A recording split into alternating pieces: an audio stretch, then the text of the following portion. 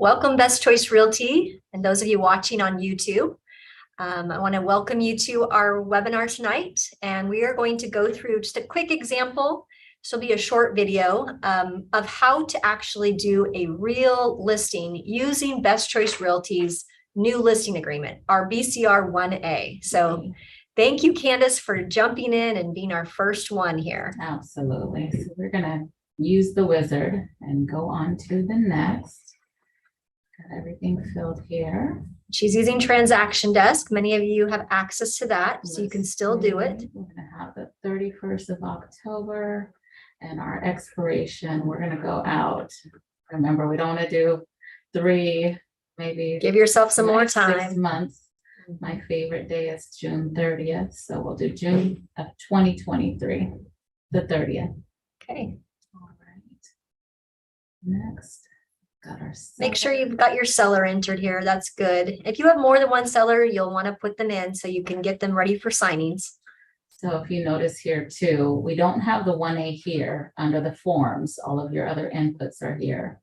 But if you continue over to next under documents, here is our exclusive BCR 1A exclusive.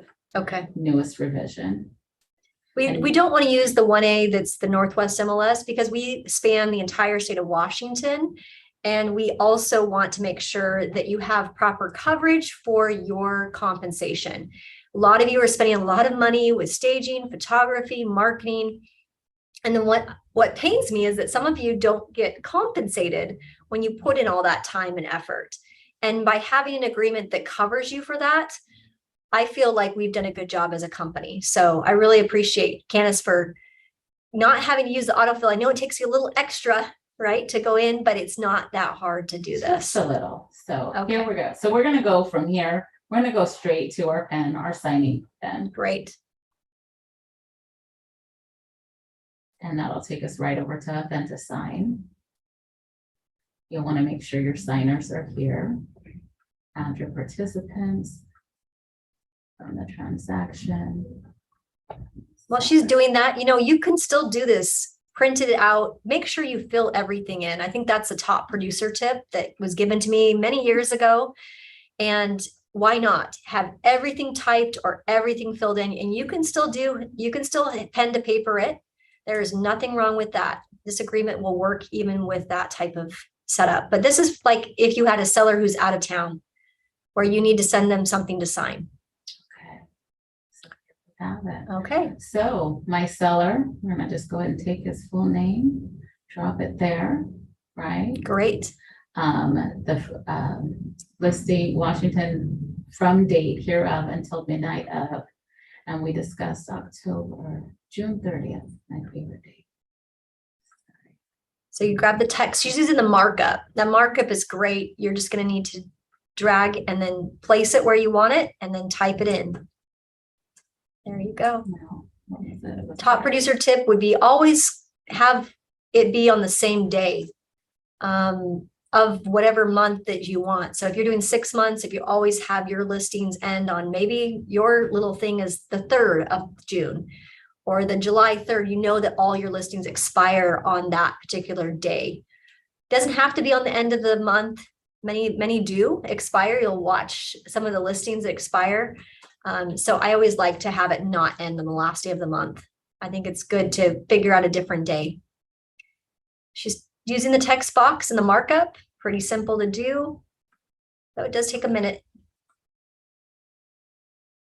Okay. While she's doing this, you probably need to make sure you opened up title because you need a legal description. It is a requirement. It's the state law in Washington to have a listing agreement or a purchase and sale agreement referenced as legally described as Exhibit A. So in order to get your Exhibit A, you'll need to contact your title and escrow company to get that Exhibit A. And you'll want to include that in your agreement here as well. So we have our agency and seller authorizes listing form to appoint. That would be moi.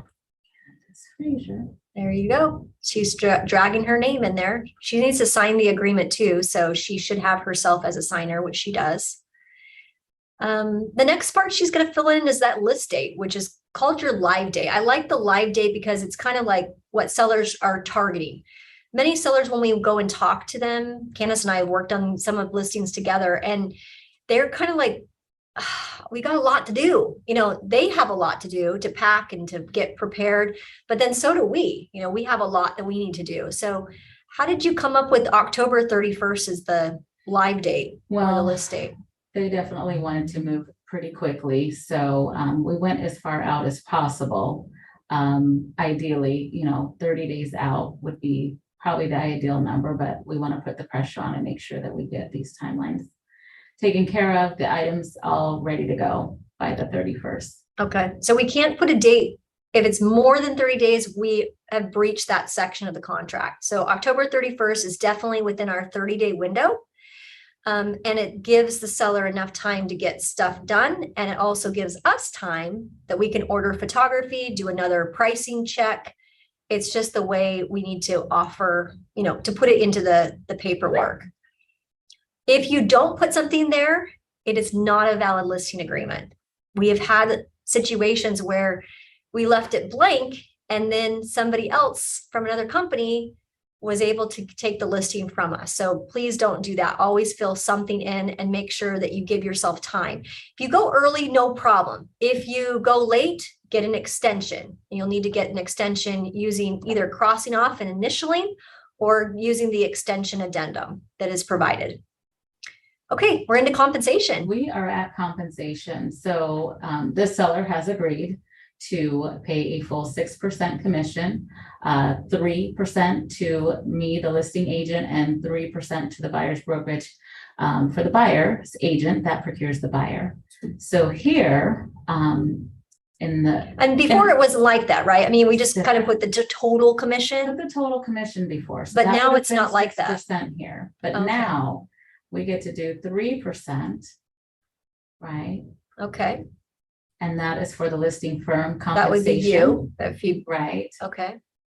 And then you have this section I, unrepresented buyer.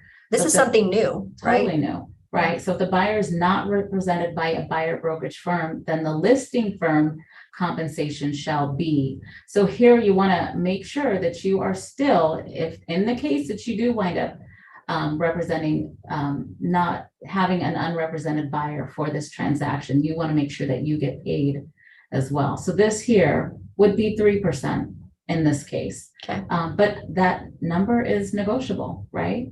You could say, hey, if I'm not going to represent a buyer, and I'm just still representing you, you might want to do more, right? Mm-hmm. Or you might do less. I don't know, whatever works. In this case, for me, it's going to be 3%. Okay.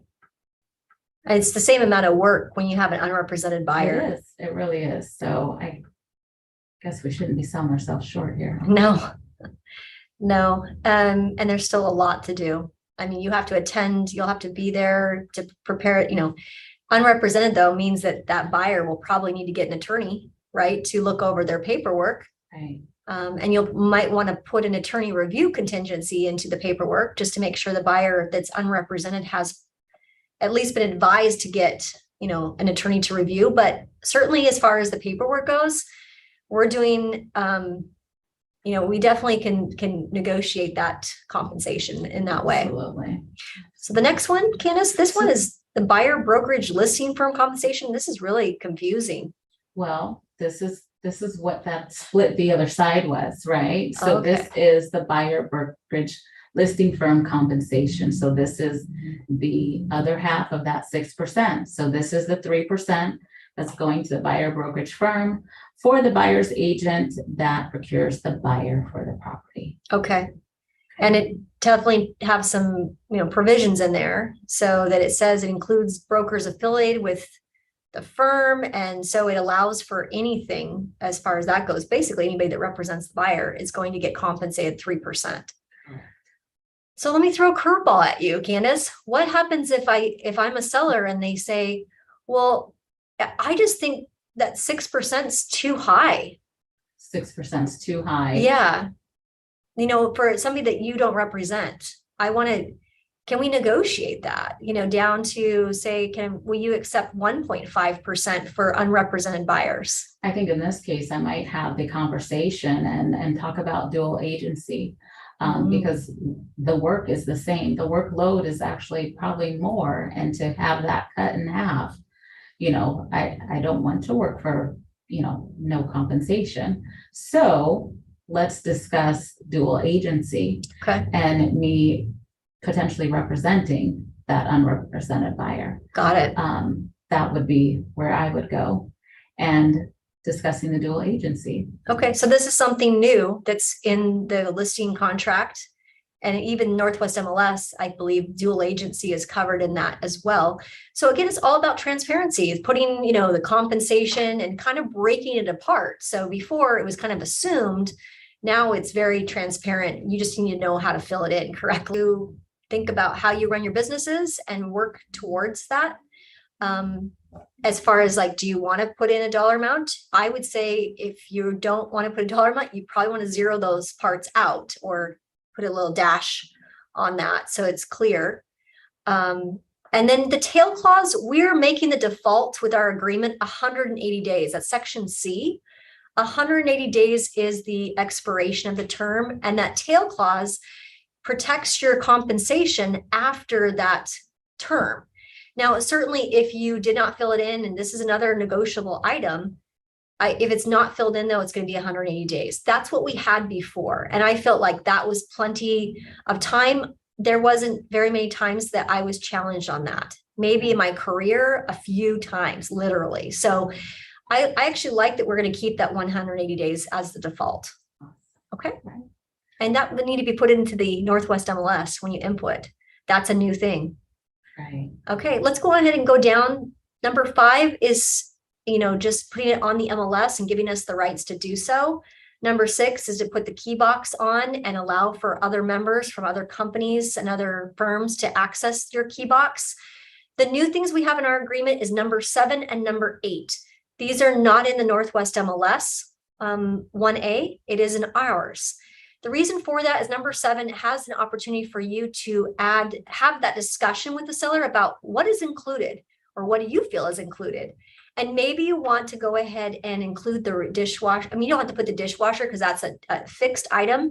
It's like refrigerator and washer and dryer is pretty much the things that are considered personal property in the state of Washington. So I'd say washer, dryer, and refrigerator would be discussed at that point in time.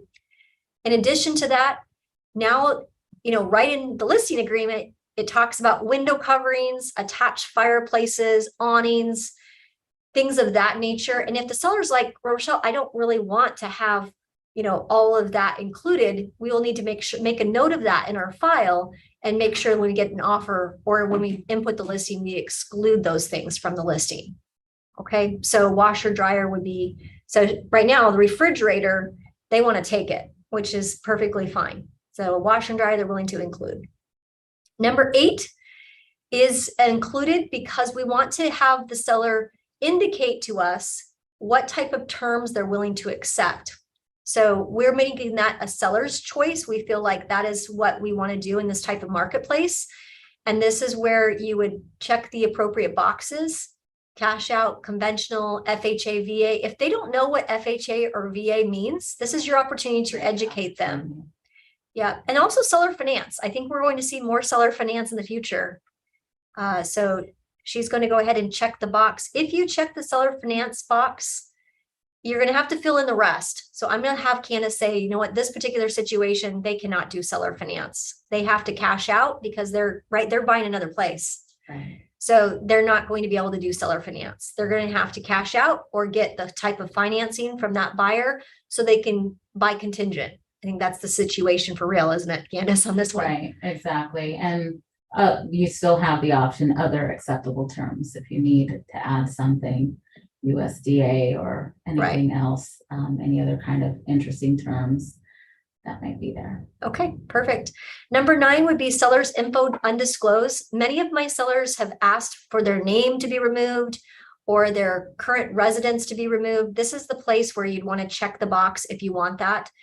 If you're comfortable without it being, then you just move on and you have the seller initial, that bottom. Seller's name is They don't want probably a their little name on more there. common. Okay. Right. The next page is insurance warranties, Form 17. 10 and 11 are just carried over from the old. The new one we did include is term 12, which is the wire transfer. Many sellers and many listing agents need to be advised about wire fraud. And this section has been written by an attorney who's handled a lot of cases involving wire fraud. And I don't feel like we're doing enough job in advising our sellers of this. So we went ahead and included that in our listing agreement to give added protection. I think that was a very smart move. Very good. Yeah. 13, fair housing. This is also something from the past, as well as 13, 14, and 15. Those are all from the old agreement. 16, 17, 18 also from the old agreement. The part that's new is when it comes down to contractors and vendors, where the seller may engage or contract with licensed contractors or vendors to stage, repair, alter. You're most likely, Candace, going to have a conversation about who's going to be coming in their property, right? And then it's like, well, what hat are we wearing here? Okay. And who's paying for what? And how are we handling this? We are handling it all in the listing agreement now. And this has been added into our listing agreement. All right. So then we have initials. And we are good to send it away. Wouldn't you know it? I got to charge my computer. It's been a long day, huh? Are we having fun yet? And I think the last reminder, and this is one thing that has been added, obviously the Exhibit A, legal description. You guys just remember the legal description does need to be signed off on with the listing agreement. And so that's here just as a reminder that you want to make sure that you attach the legal description and have that signed off by your seller and along with the 1A. Okay. So initials, I believe, is what would be nice, but at a minimum, have it attached when you have them signed. I see way too many listing agreements that are coming over pretty sloppy. Even in the old agreements that were not valid because there was no legal description attached. So we want to protect your compensation at all costs. And in order to do that, we need to make sure we have the proper attachments. This would be the Exhibit A attachment that's required. Okay, that's a wrap. That's it. Thanks, Candace.